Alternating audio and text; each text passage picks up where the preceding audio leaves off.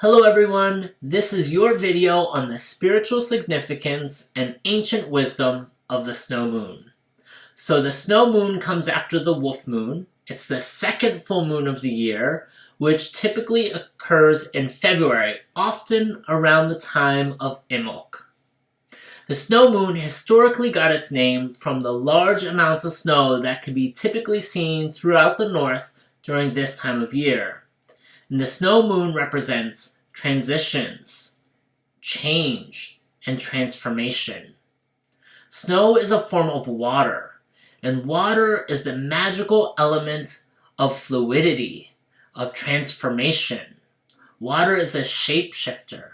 It can exist as a vapor or a gas as it flies through the sky in cloud form, or a liquid, like how it flows through rivers and the oceans.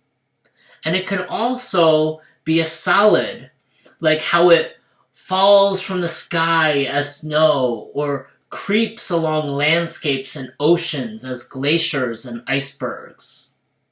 No matter what form water is in, it's always moving, flowing, transforming, and changing its state of being. Water is life-giving, and it holds the capacity to always be alive, to be receptive, responding, flowing, and changing. And this is the essence of the snow moon. The snow moon occurs around Imbolc, the day between the winter solstice, the darkest, longest night of the year, and the spring equinox, the moment of cosmic harmony and balance. Just before the light half of the year begins and the night no longer rules our sky, instead, daylight continues to grow and grow and grow until the summer solstice. And so Imbolc marks the last 6 weeks of winter and the changing of the tides from the dark half of the year into the light half of the year. It's the promise of spring and the dawn of a new beginning. Therefore, the snow moon emanates transition as the last full moon of winter and a bright, warm future ahead. And so as we begin to set our sights onto the future, the snow moon asks us, what state of being for yourself is being called forth for your luminous future? What form do you need to take, or what form do you need to become for this luminous future to arrive for you? What transformations need to occur? What transitions do we need to make in our life?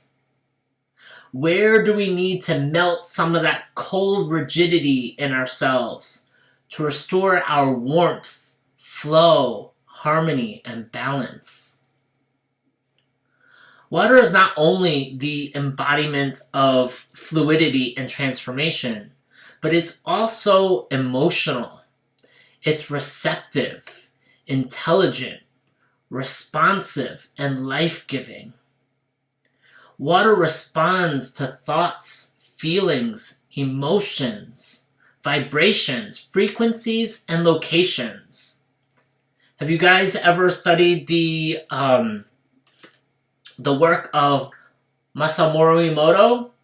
This is one of his books, The Hidden Messages of Water. He also has another one called The Shape of Water, and he studied water, and he studied how water is receptive to frequency and thought. And so this is love and gratitude and thank you. And then he does it in English and in Japanese.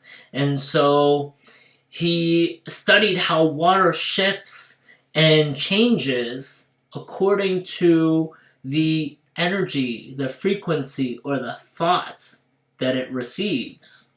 And so, according to Masamori Emoto's work, water is receptive to our thoughts and our feelings and our intentions, whether that is good or bad, right? So he also studied water as with negative emotions, you fool, or he did it in Japanese and English, or how water responds to negative emotions and thoughts. And so you can see how water, if it has a negative thought or emotion, it has kind of a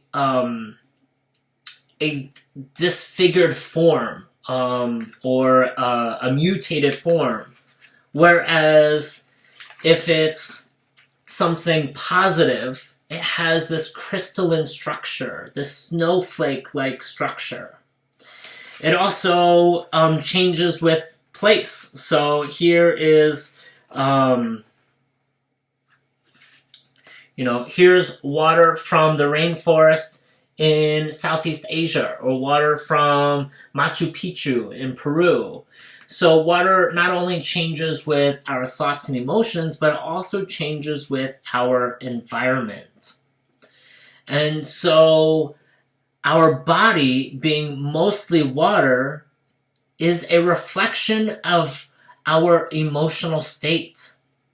What emotions do we carry around with us?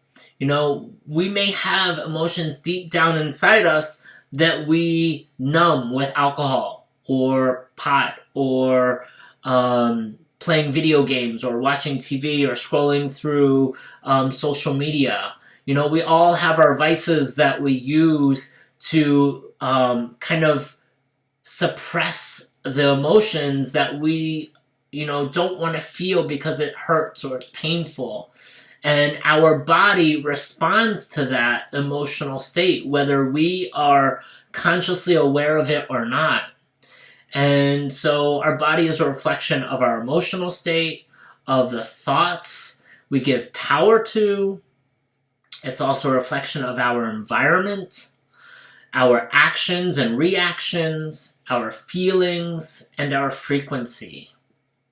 Healthy bodies are attuned to the love frequency and manifest as good health and well-being, whereas sick and diseased bodies are attuned to the frequency of fear, and the illness manifests as a messenger saying, you need to make some changes in your life.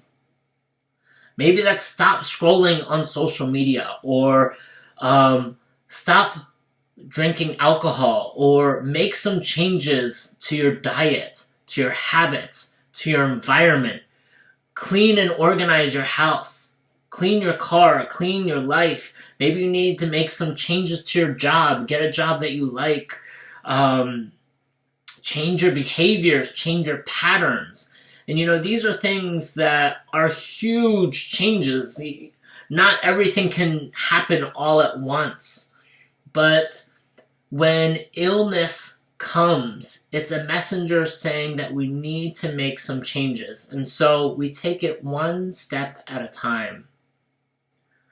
The snow moon is all about changes and transformation. And the moon is deeply connected to water, and water is deeply connected to our emotions and our emotional state.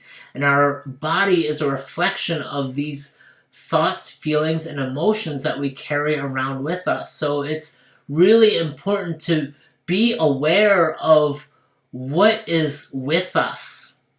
If we're always hiding from it or running away from it with entertainment or food or whatever vice we have, we're not consciously aware of what is unresolved within our being, and then we find ourselves attuned to this frequency of fear that manifests as illness because we're running away from the emotions. We're scared on some level, afraid of taking a look at the emotions that are deep down inside, and instead we do other things. And we are all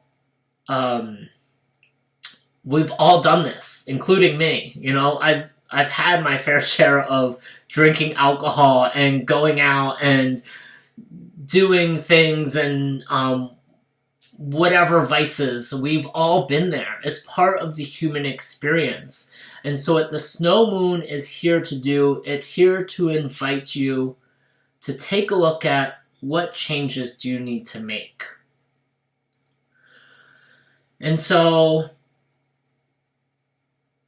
thinking about that, what changes do we need to make in our life? And take some time to sit with that.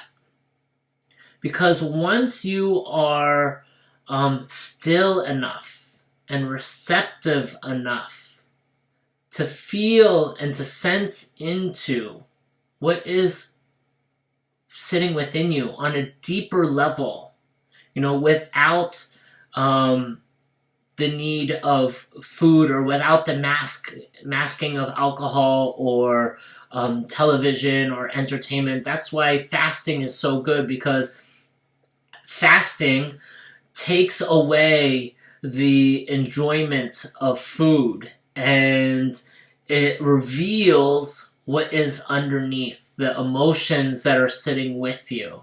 And so, you know, just my own personal experience, I do intermittent fasting every single day. I only eat one meal a day, and so I go nearly 24 hours before my next meal. And it allows me to really be in tune with my emotions. And instead of going through the day and feeling like, you know, oh, I'd really like to eat, and I want this, I want breakfast, or oh, I'm really craving this, and giving myself into these cravings and making my body happy for fulfilling these cravings, I sit with it, with what is in my being, and I allow that to come up and I work through it. And honestly, I don't crave food, and I don't need more than one meal a day. And, you know, that's something that some people have the capacity to do cold turkey, like right away. And that's something that others need to ease into or to gradually work towards.